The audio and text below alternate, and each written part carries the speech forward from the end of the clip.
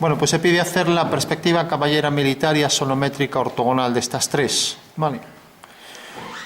Son las tres que hay que dominar. Entonces, fijaros, esta figura, como esta, ya sabéis que en planta y alzado, pues será algo como esto, así.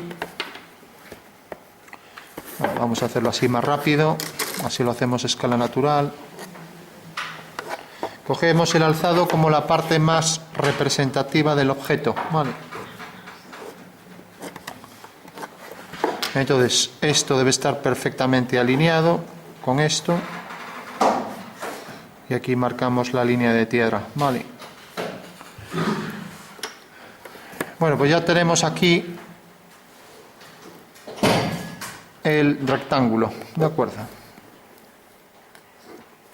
Ese será el alzado de la pieza que está alineado con esto, y esto alineado con esto, y son líneas en vertical. Entonces, lo primero, como siempre, pesamos. ¿Tiene ejes de simetría? Sí, entonces ya los marcamos. Lo voy a hacer en otro color. Eje de simetría. ¿Esta línea dejará las dos partes iguales? Pues sí, pues es un eje de simetría, lo mismo aquí. ¿Esto deja las dos partes iguales? Pues también.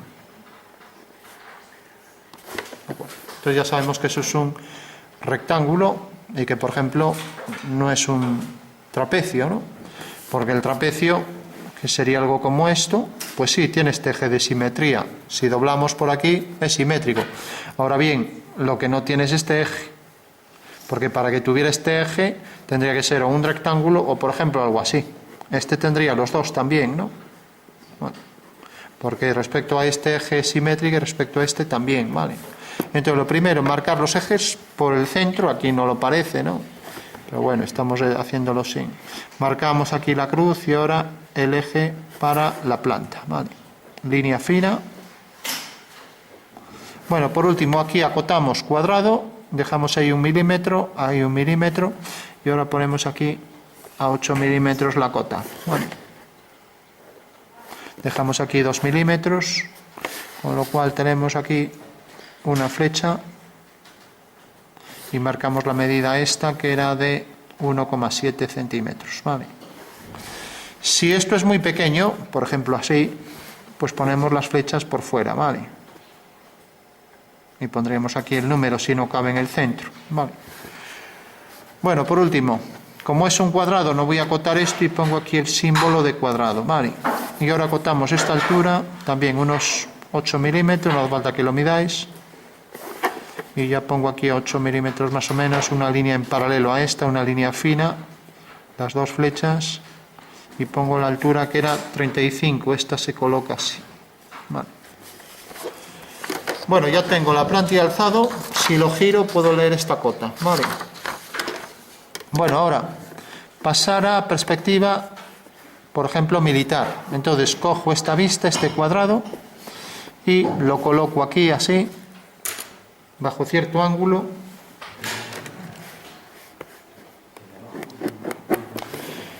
¿Es algo más grande? Bueno, pues pongo la escala.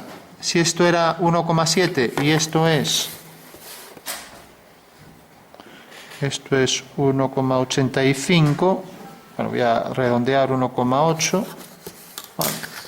Entonces la escala será 1,8 partido 1,7. No se ponen comas en los quebrados, si ponemos 18 partido 17, ¿vale? O sea que es ligeramente mayor porque este número es mayor que el denominador, ¿vale? Bueno, por último, cogemos también la mitad, pero claro, habría que hacerlo a escala, ¿no? ¿De acuerdo? Entonces, 17, 7 y 7, 14, bueno, con aproximación cogeríamos la mitad, ya digo, esto habría que hacerlo a escala. ¿Y cómo lo haríamos gráficamente? Pues lo voy a hacer exagerado para que se vea. Tengo este cuadrado, imaginaros que es este. Bueno, y de repente esto, pues quiero trasladarlo a este tamaño, ¿vale? Bueno, pues recordad, ¿os acordáis cómo se llamaba esta transformación? Que desde un punto hacia homotecia, ¿vale? ¿De acuerdo? Entonces, si aquí, por ejemplo, había 3 unidades y aquí había 2, entonces de 3 pasa a 5, por lo tanto esto sería la escala 5 tercios, ¿vale? Y esto me valdría también para las alturas de la figura, o sea que esa misma escala se va a dar en este segmento y en este, ¿vale? Bueno, no nos vamos a parar ahora en esto, simplemente le damos las alturas correspondientes, aplicamos una reducción, ahora ya nos olvidamos de esta escala, reducción sobre z, y es en realidad vamos a coger la mitad, entonces ponemos un medio, ¿vale? Bueno, pues siempre para no complicaros, coged la mitad sin más. Y como es casi igual, pues vamos a coger eso, 17 y nada más. O sea, más o menos sería sobre 17. Entonces, la mitad. Bueno, pues esta sería la perspectiva militar. Vale. O sea que quien no sepa hacer la militar de un prisma, apaga y vamos, ya. Ahí la tenemos, vale. Reducción en z a la mitad y la escala 18 partido 17, o sea, ligeramente mayor, ¿vale? Si no queremos liarnos y no tener que hacerlo en Motedia, pues cogemos la media real. Entonces convertimos esto en militar, lo voy a poner aquí encima, cojo esta mitad, la coloco aquí y ya tengo ahí la perspectiva militar, ¿vale? Luego tengo que hacer las discontinuas y ya tengo ahí la figura completa. Aquí igual, hago la discontinua, hago aquí la discontinua y la discontinua. Bueno, pues siempre marcar en Z la reducción y marcar la escala si la tiene, ¿vale?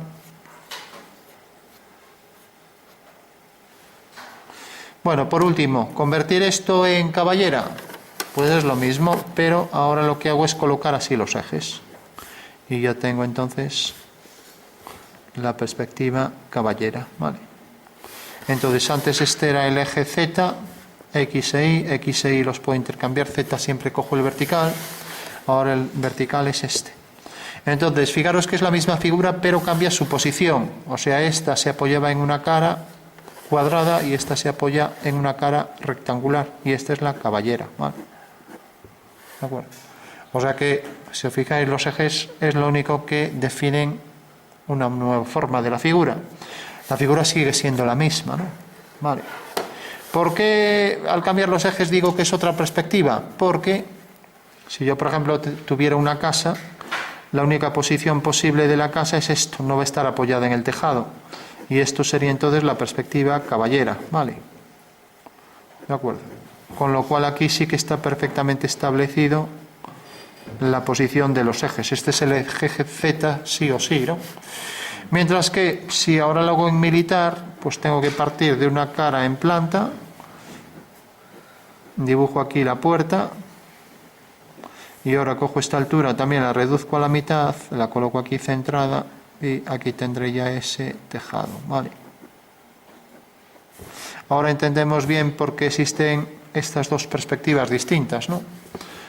En este caso, pues tenemos esto es Y, por ejemplo, y esto es X, y esta es la cara que tiene aquí un ángulo en verdadera forma, o sea, esta cara está en verdadera forma, mientras aquí la que está en verdadera forma es la planta de la figura, ¿vale? Bueno, pues esas son las dos diferencias entre la caballera y la militar, ¿vale? Bueno, y por último hacemos la asonométrica.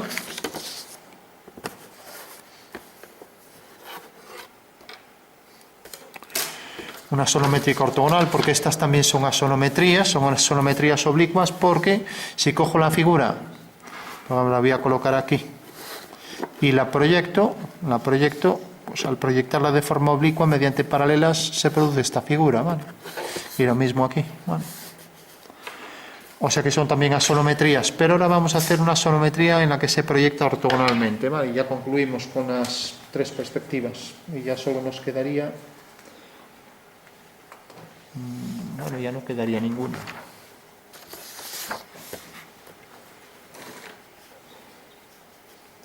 Entonces, para hacer la asonometría, como es una proyección ortogonal de esto sobre el plano, necesito saber qué orientación tienen los ejes. Dependiendo de la orientación, fijaros, si lo coloco así, esto se va a reducir más que esto, ¿no? Y eso es lo que hay que calcular, cuánto se reduce.